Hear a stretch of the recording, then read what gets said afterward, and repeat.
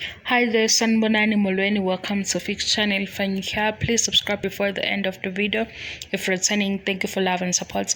I appreciate you. Makhumalo Mseleku, RHOD, and then Makhumalo Uthando Nes'thembu. Ngikubala lokhu kokubili lama TV shows omabili ngoba ama-comments noma engizokusho kule video kuvela kulama TV shows amabili.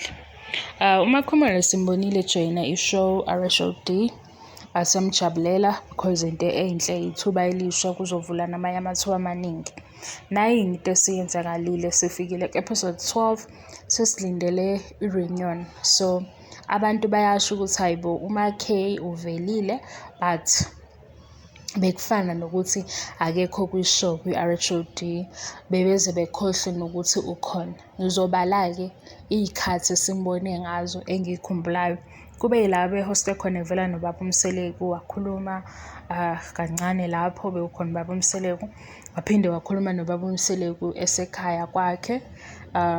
Kwaba nangesikhathi evela noMpilo, kwaba ila ekhuluma khona noLasiwe ukuthi kwenzakalani, bebonana ukulungisa lokho. Kwaba evakashela uSurisha noMseleku, kwaba noNonku, kwase kuba-ke ilama episode awu-2 asekugcineni la ebetshela uMabusi ukuthi awukwazi ukuthi awungazi ungakaze unginikeze isikhathi. Ikhona into ayishilo-ke ukuthi u-Annie noLondi noJojo bake bamema wabavakashela kodwa asiwabonanga-ke lokho, leyo part ayivezwanga. Into yami-ke ilelephi, uMakhumalo mayevela ku-RHOD before engena sitshele ukuthi kujoyina uMaK and sizobona izinto ezihlukile ngaye, sizobona a different side. Ngicela ukubuza ukuthi ukubonile yini okuhlukile ngoMaK, singayiphansi leyo ukuthi uyathula noma ulandela igama lakho uthobile. Sengisho a different side, mayethi uzokwazi ukukhuluma nobanye futhi uzokhuluma nabantu abakhuluma izinto ey'fanayo, ofashini nani nani, and umshado wakhe doesn't define her. Sizombona nje ewuMakhumalo okude Nes'thembu, uMakhumalo as an individual.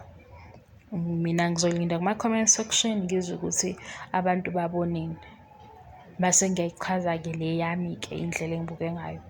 Angi-understand ukuthi o-producer isiphi isizathu sokulanda uMaK ene-fan base enkulu ethandwa, bemlande kodwa mase beyamfihla ukuthi ubani esejoyine ishow.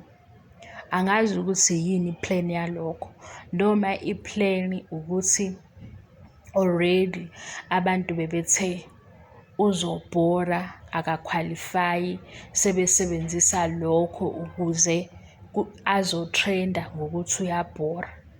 Phela naye angithi kunabantu aba-expect-e ukubona leli side elihlukile, kunabantu aba-happy ukuthi uthola leli thuba, so bayathanda ukubona ukuthi yini ezinye izinto azenzayo, unjani nabantu singekho isithembu, ingekho ifamily. Benze njani-ke uMakhumalo no-producer? Benza i-opposite yalokhu akushilo. Phela mawuthi ngiyeza ngizozikhombisa ukuthi ngubani, angiyazi ukuthi abantu mabebona mina bacabanga lokhu nalokhu, ngifuna ukushintsha-ke lokho, le mbono eshiwo abantu ngami ukuthi kahle kahle isithembu asingivale indawo. Ya, ukuthi ukhona kwishow khona kuyi-proof ukuthi asimvale indawo, kodwa-ke sithini-ke? Siyayibona ifashini, ngoba ifashini mina ngeke ngithi asigxili kuyona because izinto abantu laba suke bebhizi ngazo ku-social media ukuthi ubani utheni, ubani ngobani, iy'nkulumo ababa nazo, conversations. uMakhumalo ukhulume kangaki asazi.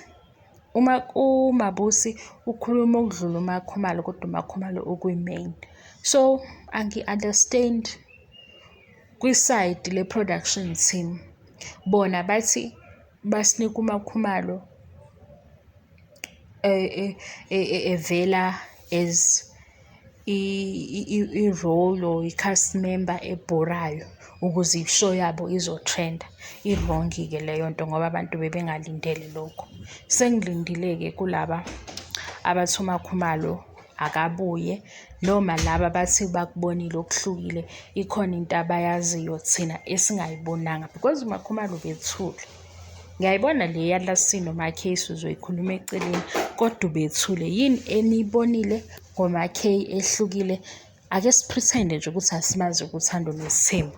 Ubani-ke uMakhei ku-RHOD? Angazi noma kufanele ngenze episode 12 and 11 because ngigcine ngawenzanga. Kodwa iyakhathaza ukwenza i-review because usuke usho imibono yakho, abantu bevele befike-ke nokwabo okuningi. Thank you so much for your love and support. I love you and I appreciate you. Bye bye.